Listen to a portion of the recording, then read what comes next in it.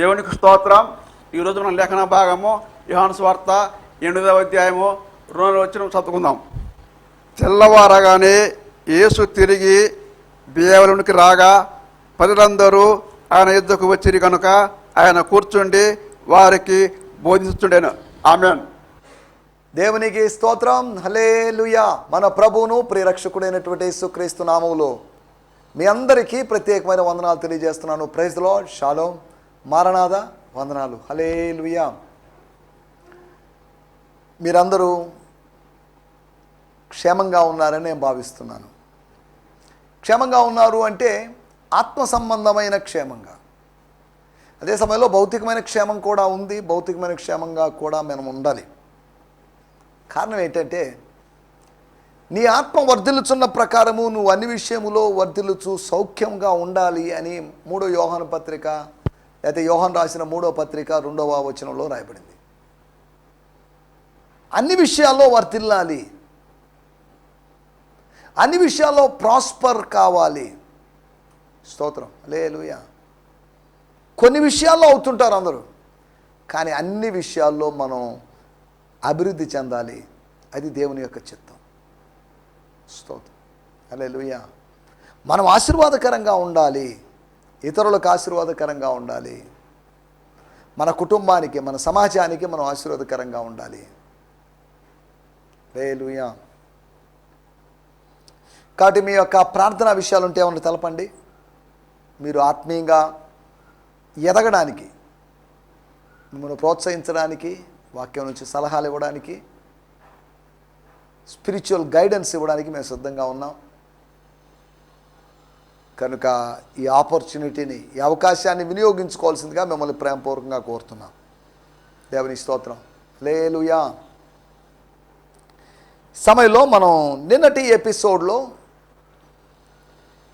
యోహాను సువార్త 7వ అధ్యాయము 53వ వచనం నీ ఆధారంగా తీసుకొని, దాన్ని ఆధారంగా చేసుకొని, బేస్డ్ ఆన్ జాన్ 7:53 నిష్క్రమణ, డిపార్చర్, లేకపోతే ఎక్సోడస్, లేకపోతే నిర్గమనం గురించి మనం మాట్లాడుకున్నాం. 4 నిర్గమనం యొక్క ఎండ్లకు వెళ్ళిపోయినట్టు యొక్క ఉదాహరణలు.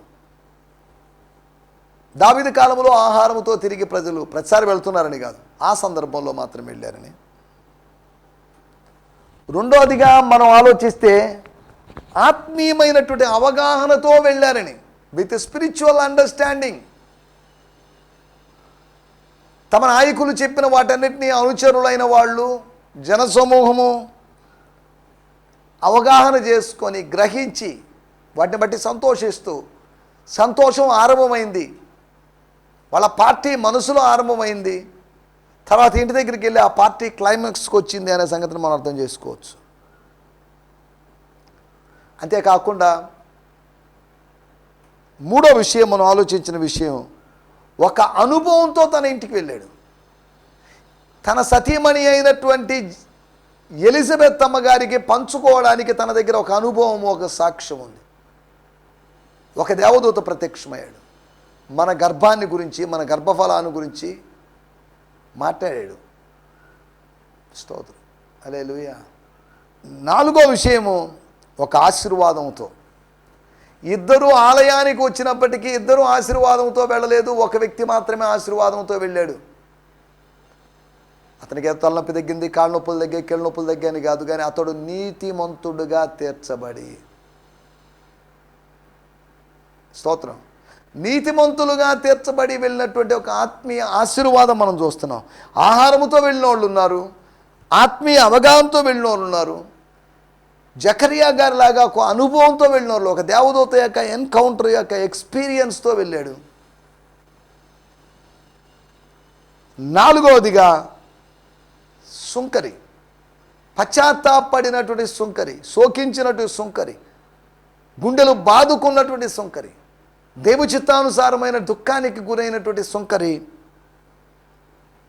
ఆయన ఆశీర్వాదంతో వెళ్ళాడు. అనగా భౌతికమైన ఆశీర్వాదం కాదు, ఆత్మీయ ఆశీర్వాదంతో, అనగా నీతిమంతుడిగా తీర్చబడి, అనగా రక్షింపబడి, స్తోత్రం, అనగా నూతన సృష్టిగా మార్చబడి, స్తోత్రం. హల్లెలూయా.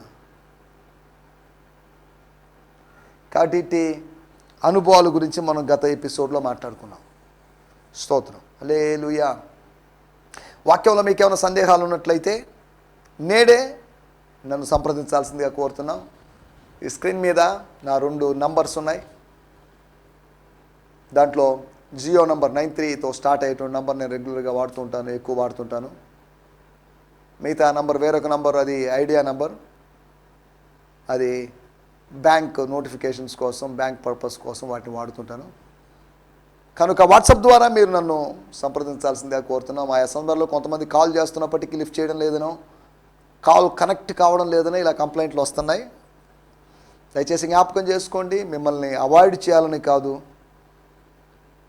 కానీ వేరు వేరే ప్రోగ్రామ్స్లో ఉండడం వలన కొన్నిసార్లు నేను ఇక్కడ వాక్యం బోధిస్తూ ఒక 5 ఎపిసోడ్లు, ఒక 6, 7, 8 ఎపిసోడ్లు రికార్డ్ చేయడానికి స్టూడియోకి వచ్చిన సమయంలో కొంతమంది కాల్ చేస్తుంటారు. అప్పుడు కాల్ చేసినప్పుడు ఫ్లైట్ మోడ్లో పెట్టుంటాను కాబట్టి మీకు రింగ్ అవుతున్నట్టుగా ఉంటుంది, కానీ రింగ్ కాదు. నాకు రింగ్ రాదు, నా ఫోన్ కాల్స్ ఆ టైంలో రావు. తర్వాత ఎప్పుడో పలాని వాళ్ళు కాల్ చేసినట్టుగా ఏదో నోటిఫికేషన్ మెసేజ్ వస్తుంది అంతవరకు. కనుక అర్థం చేసుకోండి, మీరు కాంటాక్ట్ చేయండి, మీ కొరకు మేము ప్రార్థిస్తాం, మీతో మాట్లాడతాం. పరస్పరం అలా మాట్లాడుకుంటూ ఒకరి విశ్వాసం చేత ఒకరిని ఒకరు బలపరుచుకుందాం. ఆత్మీయమైన స్నేహంలో మనం ముందుకు సాగుదాం. దేవుని స్తోత్రం. హల్లెలూయా. ఈ సమయంలో మనం దేవుని వాక్యాన్ని ధ్యానించుకుందాం. మన ధ్యానం నిమిత్తమై యోహాను సువార్త 8వ అధ్యాయము 2వ వచనము. Gospel according to John 8th chapter verse 2. యేసు తిరిగి దేవాలయంలోకి రాగా, యేసు తిరిగి దేవాలయములోనికి రాగా ప్రజలందరూ ఆయన యుద్ధకు వచ్చిరి. గనుక ఆయన కూర్చుండి బోధించుచుండెను, వారికి బోధించుచుండెను. వాడుక భాషలో కూడా మనం తీసి పెట్టుకుందాం, చదవడానికి సిద్ధంగా ఉందాం. నేను చదువుతున్నాను TPT translation, the Brian Simmons గారి ది ప్యాషన్ ట్రాన్స్లేషన్. గత దినాల్లో వచ్చిన న్యూస్ ప్రకారం గేట్వే అనేటువంటి బైబిల్ యాప్లో నుంచి TPT అనేటువంటి తర్జుమాని తొలగించారు అనే వార్తను నేను చదవడం జరిగింది. TPT అనేటువంటి తర్జుమా పారాఫ్రేజ్డ్ వర్షన్, అది పెంటికోస్టల్ వర్షన్ అని ఇలా అభ్యంతరాలను బట్టి అక్కడ తొలగించడం జరిగింది. ఏదేమైనప్పటికీ ఆన్లైన్లో కూడా మీకు అందుబాటులో ఉంది ఈ వర్షన్, మీరు చూడొచ్చు. నేను చదువుతున్నాను 8వ అధ్యాయం 2వ వచనము. Then at dawn Jesus appeared in the temple courts again. అనగా ఆ తెల్లవారుజాము సమయంలో లేకపోతే ఉదయకాలములో ఆ దేవాలయపు ప్రాంగణాల్లోకి ఆయన మరలా ప్రత్యక్షమయ్యాడు. And soon all the people gathered around to listen to his words. So he sat down and taught them. ఆయన చుట్టూ ఉన్నటువంటి ప్రజలు ఆయన యొక్క మాటలు వింటూ ఉన్నారు. So he sat down and taught them. స్తోత్రం. ద కమ్యూనిటీ బైబిల్ అనేటువంటి క్యాథలిక్ బైబిల్ నుంచి కూడా నేను చదువుతున్నాను. యోహాను సువార్త 8వ అధ్యాయము 2వ వచనం. స్తోత్రం. At day break Jesus appeared in the temple again. All the people came to him and he sat down and began to teach them. స్తోత్రం. హల్లెలూయా. వాడుక భాషలోని బైబిల్లోంచి కూడా మనం చదువుకుందాం. 8వ అధ్యాయం 2వ వచనం. సూర్యోదయం అవుతుండగా ఆయన మళ్ళీ మందిరములో కనిపించాడు. అక్కడ ప్రజలు ఆయన చుట్టూ సమావేశమయ్యారు. దేవుని స్తోత్రం. వాళ్లకు బోధించటానికి ఆయన కూర్చున్నాడు. వారికి బోధించడానికి ఆయన కూర్చున్నాడు. యోహాను సువార్త 6వ అధ్యాయంలో ప్రజలు రొట్టెల కోసం మాత్రమే కాదు, సూచక్రియల కోసం వచ్చారని, అది సూచక్రియల కోసం మాత్రమే కాదు, రొట్టెల కోసం వచ్చారని, అనగా రొట్టెల కోసం సూచక్రియల కోసం వచ్చిన వాళ్ళు ఉన్నారని, ఇక్కడ ప్రజలు సూచక్రియల కోసమో శరీర ఆహారం కోసం రాలేదని, వాళ్ళు వాక్యం కోసం వచ్చారని, ఏదో టైంలో వాళ్ళకి తోచిన టైంలో వచ్చారని కాదు, రాత్రంతా ఎవరి ఇండ్లకు వాళ్ళు తిరిగి వెళ్ళినప్పుడు, యేసు ప్రభు ఒలీవల కొండకి వెళ్ళినప్పుడు అక్కడ రాత్రంతా గడిపి తిరిగి వస్తున్నటువంటి సందర్భం మరుసటి రోజు జరిగిన సంఘటన. ముందు రోజు జరిగిన సంఘటన, యేసును పట్టుకోవాలని ప్రయత్నం చేశారు, పట్టుకోవాలని కొంతమంది బంట్రోతులు పంపబడ్డారు, కానీ వాళ్ళు పట్టుకోలేకపోయారు. యేసుని ఎవరు పట్టుకోలేరు. స్తోత్రం, హల్లెలూయా. మనం ఈ సమయంలో ఆలోచిస్తున్నట్టు మాటలు, యేసు యొక్క గొప్పతనం, అది మన title, the greatness of Jesus Christ. యేసు ప్రభు గొప్పవాడే, ఆయన గొప్పతనం ఉంది, నో డౌట్. ఆయన యొక్క గొప్పతనాన్ని ఈ వచనాల్లోంచి మనం అర్థం చేసుకోవడానికి, ఈ అధ్యాయంలోంచి మనం అర్థం చేసుకోవడానికి ప్రయత్నం చేస్తాం. ప్రతి అధ్యాయంలో, ప్రతి పేజీలో, ప్రతి వచనంలో ఆయన యొక్క గొప్పతనం కనిపిస్తుంది. స్తోత్రం, హల్లెలూయా. మొట్టమొదటి విషయాన్ని నేను మీకు జ్ఞాపకం చేస్తాను. 1వ వచనం, Jesus walked up the mount of olives near the city where he spend the night. 2వ వచనం, then at dawn Jesus appeared in the temple courts again. ఇక్కడ రాయబడిన మాటలు, తెల్లవారగానే యేసు తిరిగి దేవాలయంలోకి రాగా ప్రజలందరూ ఆయన యుద్ధకు వచ్చిరి. దేవాలయంలోకి యేసు వచ్చాడు, యేసు కోసం ప్రజలు వచ్చారు. ప్రజలు దేవాలయం కోసం, పరిశుద్ధ మందిరం కోసం రాలేదు, ప్రభువు కోసం వచ్చారు. మొట్టమొదటి విషయము, యేసు దేవాలయము కన్నా గొప్పవాడు. He was greater than the temple, greater than the greater temple. ఆ గొప్ప ఆలయం కన్నా, శృంగారమైనటువంటి, శృంగారభరితమైనటువంటి, సౌందర్యం కలిగినటువంటి, విస్తారమైన ధనం ఖర్చు చేసినటువంటి, దావీదు సేకరించినటువంటి నిధులతో, వనరులతో సొలొమోను కాలంలో కట్టబడినటువంటి ఆలయం. తర్వాత బబులోను కాలములో, లేకపోతే నెబుకద్నెజరు కాలంలో అది పాడు చేయబడిందనే సంగతి మనకు తెలుసు. తర్వాత జెరుబ్బాబేలు ద్వారా అది రిపేర్ చేయబడింది. తర్వాత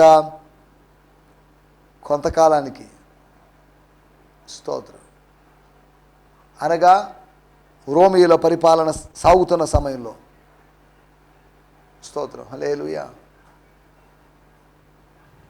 అనగా యేసు ప్రభు దేవాలయంలోకి వచ్చాడు అంటున్నప్పుడు, ఈ దేవాలయాన్ని గురించి చెప్పినప్పుడు చరిత్రకారులు చెప్పేట మాట, దీన్ని హేరోదు దేవాలయం అన్నారు. హేరోదు రిపేర్ చేయించినటువంటి దేవాలయం. సగము యూదుడైనటువంటి హేరోదు యూదులను సంతోషపరచాలని యూదుల దేవాలయం పాడైనప్పుడు దాని మరమ్మతులకు ఎంత ఖర్చు పెట్టాడంటో మరి మనకు తెలియదు, కానీ స్తోత్రం, అందుకనే దీన్ని హేరోదు ఆలయం అన్నారు, హేరోద్స్ టెంపుల్ అన్నారు. సరే, ఏదేమైనప్పటికీ కూడా హేరోదు దేవాలయములో యేసు ప్రభు ఉన్నాడు. హేరోదు దేవాలయం అంటున్నప్పుడు బహుశా ఆయన మొట్టమొదటి హేరోదు, ప్రస్తావించబడిన మొదటి హేరోదు అనగా మత్తయి సువార్త 2వ అధ్యాయంలోనే హేరోదు అయిండొచ్చు. హేరోదే. కారణం ఏంటంటే తర్వాత హేరోదులు ఉన్నారు. స్తోత్రం. తర్వాత యూదయ ప్రాంతాన్ని పాలించడానికి హేరోదు యొక్క కుమారుడైనటువంటి అర్కేలాయు ఉన్నాడు. అవన్నీ మనకు తెలిసిన విషయాలే. స్తోత్రం, హల్లెలూయా. యేసు యొక్క గొప్పతనం ఏంటి? దేవాలయానికి వచ్చి దేవాలయములోని ఆ శిల్ప కళా సౌందర్యాన్ని, ఆ నిర్మాణ సౌందర్యాన్ని, ఆ యొక్క ఎక్స్పీరియన్స్ని చూస్తూ మురిసిపోతూ ఉండాల్సిన ప్రజలు దేవాలయంలోకి వచ్చి దేవుని కుమారుణ్ణి కనుగొని దేవుని కుమారునితో కనిపెడుతున్నారట. స్తోత్రం. అనగా దేవాలయం కన్నా గొప్పవాడైన, ఒకవైపు యేసు, ఒకవైపు దేవాలయం ఉన్నాయి. రెండు ఉన్నప్పటికీ ప్రజలు అందరూ దేవాలయం మీద మనసు పెట్టలేదు, కానీ దేవుని కుమారుడి మీద మనసు పెట్టారు. ప్రజలలో కొందరని కాదు. యేసు తిరిగి దేవాలయంలోనికి రాగా ఏం జరిగింది? ప్రజలందరూ ఆయన యొద్దకు వచ్చిరి. దేవుని స్తోత్రం. మొట్టమొదటి విషయం, ఆయన దేవాలయం కన్నా గొప్పవాడు. రెండో విషయాన్ని నేను మీకు జ్ఞాపకం చేస్తాను. 2వ వచనంలోనే, ఆయన కూర్చుండి వారికి బోధించుచుండెను. ఆయన కూర్చుండి వారికి బోధించుచుండెను. He was teaching them. స్తోత్రం. హల్లెలూయా.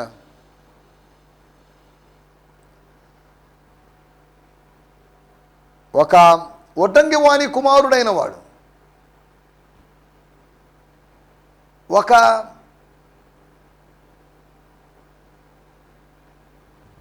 యూదుడిగా గుర్తింపదగిన వాడు, ఒక యూదా బోధకునిగా గుర్తింపదగిన వాడు.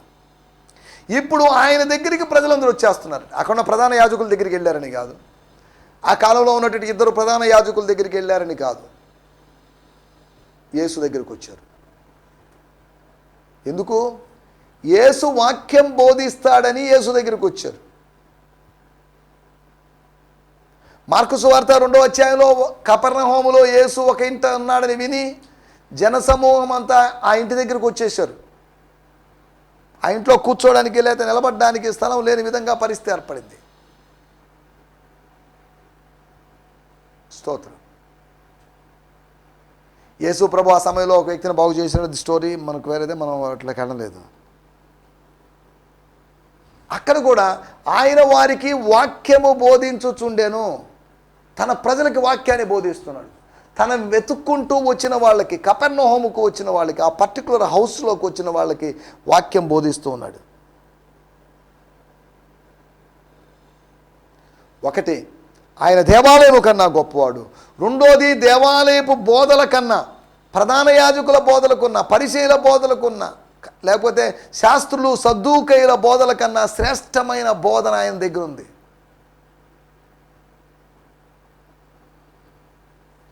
వారికి బోధించడానికి ఉపకారాత్మ లేదు, కానీ ఈయనకు బోధించడానికి పరిశుద్ధాత్మ అందుబాటులో ఉన్నాడు, ఆయనలో ఉన్నాడు, గుప్తమై ఉన్నాడు. He was dwelling in him, in Jesus Christ. Holy spirit was dwelling in Jesus Christ. స్తోత్రం. హల్లెలూయా. స్తోత్రం. మనం ఆలోచిస్తున్నట్టు విషయం, మూడో విషయము 5వ వచనంలో మనం గమనిస్తే, అట్టి వారిని రాళ్ళు రువ్వి చంపవలని ధర్మశాస్త్రంలో మోషే మనకు ఆజ్ఞాపించి ఉన్నాడు కదా, అయితే నువ్వేమి చెప్పుచున్నావని అడిగిరి. ఆయన్ని అడిగిరి, యేసుని అడిగిరి. ఏం రాయబడింది? Doesn't Moses law command us to stone to death a woman like this? Tell us, what do you say we should do with her? స్తోత్రం. హల్లెలూయా. దేవాలయంలో బోధల చేత అయోమయ స్థితికి ప్రజలు వచ్చేశారు. అపోస్తల కార్యములు 8వ అధ్యాయంలో ఒక వ్యక్తి దేవాలయంలో ఆరాధన ముగించుకొని తిరిగి వెళ్తున్నాడు. గంధపు చుట్టలోని ఒక భాగాన్ని చదువుతున్నప్పుడు అతనికి అర్థం కాలేదు. అనగా బహుశా దేవాలయంలో చెప్పినట్టు మాటలను ఆయన మరలా ధ్యానిస్తున్నప్పుడు అర్థం కాలేదేమో. స్తోత్రం. మన దేవాలయాల్లో, మన సంఘాల్లో ఈ దినాల్లో బోధలు సరిగా లేకపోవడం విచారకరమైన విషయం. స్తోత్రం. హల్లెలూయా. వాళ్ళు ఇక్కడ గమనించాల్సిన విషయం, అట్టి వారిని రాళ్ళు రువ్వి చంపవలని ధర్మశాస్త్రంలో మోషే గారు, మన పితరుడైన మోషే గారు మనకు ఆజ్ఞాపించను కదా, ఆయనను నువ్వేమి చెప్పుచున్నావు? ధర్మశాస్త్రం చెప్పినప్పుడు, అది ఫైనల్ అయినప్పుడు, అది ప్రామాణికమైనప్పుడు, అది అధికారయుతమైనప్పుడు యేసు అభిప్రాయంతో మీకేం పని? స్తోత్రం.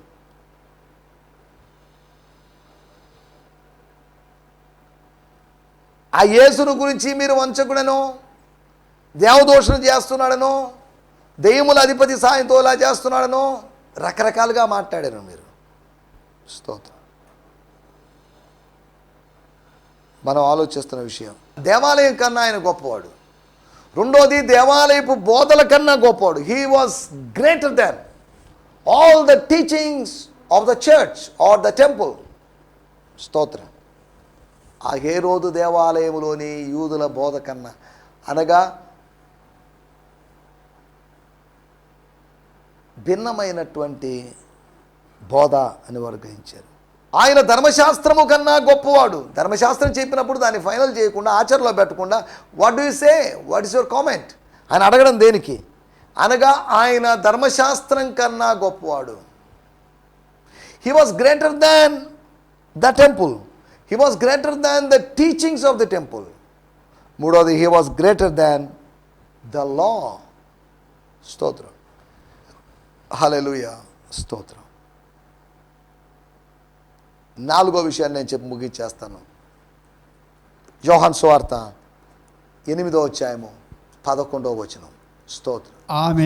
ఆమె లేదు ప్రభువా నేను. లేదు ప్రభువా అనెను. అందుకు యేసు, నేనును నీకు శిక్ష విధింపను, నీవు వెళ్ళి ఇక పాపం చేయకమని ఆమెతో చెప్పాను. దేవునికి స్తోత్రం, స్తోత్రం, హల్లెలూయా. 11వ వచనంలో రాయబడిన మాట నేను చదువుతున్నాను.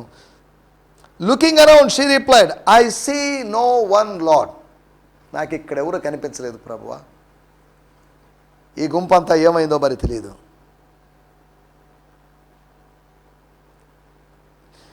Jesus said, then I certainly don't condemn you either. Go, and from now onward, be free from a life of sin. స్తోత్రం, స్తోత్రం. మన ఇక్కడ ఆలోచిస్తున్న విషయాల్లోకి వచ్చేద్దాం. 4వ విషయంలో 11వ వచనంలో రాయబడింది, అమ్మా వాళ్ళు ఏరి, వాళ్ళంతా ఆ గ్రూప్ ఏది, ఆ విమర్శకులు ఏరి, ఆ క్రిటిక్స్ ఏరి, ఆ మోరల్ పోలీస్ మెన్ ఏరి, వాళ్ళు లేరు కదా. వాళ్ళలో ఎవరైనా శిక్ష విధించారా? వాళ్ళలో ఎవరైనా రాయి వేశారా? లేదు ప్రభా. No, no lord. స్తోత్రం. నేను కూడా శిక్ష విధించను. నిన్ను శిక్ష విధించడానికి, నీ మీద రాయి వేయడానికి, నీ మీద రాళ్ళు వేసి నిన్ను సంహరించడానికి, చంపడానికి నేను యోగ్యుడే. కానీ ఓ న్యాయాధిపతిగా ఉన్నాను కాబట్టి నీ మీద శిక్ష విధించడం లేదనిగా శిక్షను ప్రకటించాను.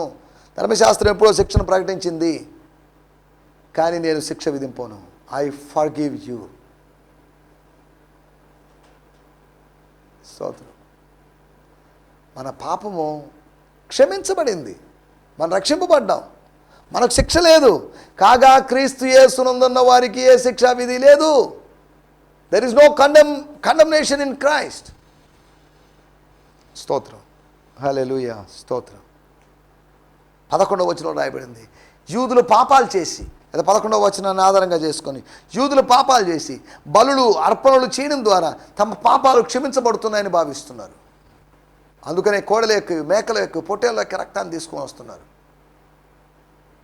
ఇది ప్రార్థనా మందిరం లాగా లేదు, పశువుల సంతలాగుంది. దాన్ని దొంగల గుహగా చేశారని. 4వ విషయం, ఒకటి ఆయన దేవాలయం కన్నా గొప్పవాడు, రెండవది దేవాలయం యొక్క బోధల కన్నా గొప్పవాడు, మూడవది ఆయన ధర్మశాస్త్రం, దేవాలయములో పాటించేటువంటి, ప్రకటించేటువంటి ఆ ధర్మశాస్త్రం కన్నా గొప్పవాడు, నాలుగవది ఆయన దేవాలయపు క్షమాపణ కన్నా గొప్పవాడు. దేవాలయంలో క్షమాపణకు అవకాశం ఉంది, బలులు అర్పించడం ద్వారా, రక్తాన్ని ప్రోక్షించడం ద్వారా, దహన బలిగా అర్పించబడి దాని బూడిదను చల్లుకోవడం ద్వారా.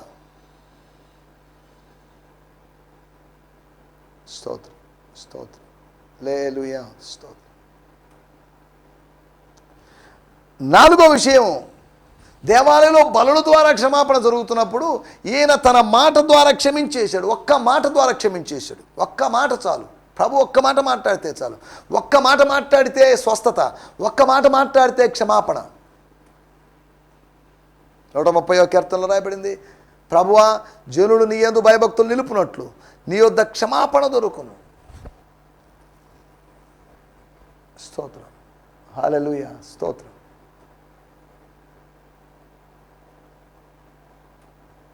ప్రభు దగ్గర క్షమాపణ. Forgiveness is available at any time with Jesus Christ. నా కుమారుడా, నీ పాపాలు క్షమించబడ్డాయి. మంచం మీద పడుకొని కన్నీళ్లు కారుస్తూ, పశ్చాత్తాపడుతూ, గుండెలు బాదుకుంటాయో అని ఏడ్చాడు కదా అని అర్థం. అతని హృదయ స్థితిని ఎరిగిన వాడు అతనికి క్షమాపణ ఆఫర్ చేస్తున్నాడు.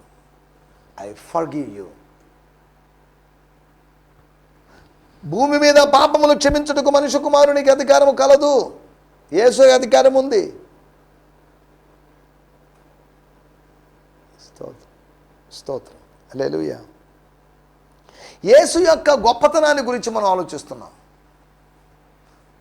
4 greater things are the things that show that Jesus is great. ఒకటి, ఆయన దేవాలయం కన్నా గొప్పవాడు. రెండోది, దేవాలయ బోధల కన్నా గొప్పవాడు. మూడోది, స్తోత్రం, ధర్మశాస్త్రం కన్నా గొప్పవాడు. నాలుగోది, స్తోత్రం, దేవాలయ క్షమాపణ కన్నా గొప్పవాడు.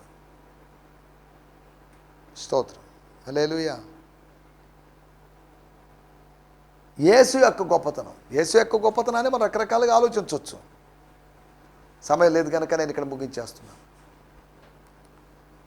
దేవాలయము కన్నా, మత్తయి సువార్త 12వ అధ్యాయంలో మనకు అందరికీ తెలిసిన మాటే, యేసు ప్రభు చెప్పిన మాట, దేవాలయము కన్నా గొప్పవాడు ఇక్కడ ఉన్నాడు. తానే దేవాలయం కన్నా గొప్పవాడు. స్తోత్రం. సమయంలో దయచేసి తలలోంచండి, కళ్ళు మూసుకోండి, చిన్న ప్రార్థన చేసుకుందాం. ఇంత గొప్పవాడైన యేసుని ఉదయకాలం కలుసుకున్నాం, ఈ యేసుని ఆరాధిస్తున్నాం. ఈ యేసుకు మనం సాక్షులుగా మారబోతున్నాం ఈ దినమంతా. స్తోత్రం, స్తోత్రం.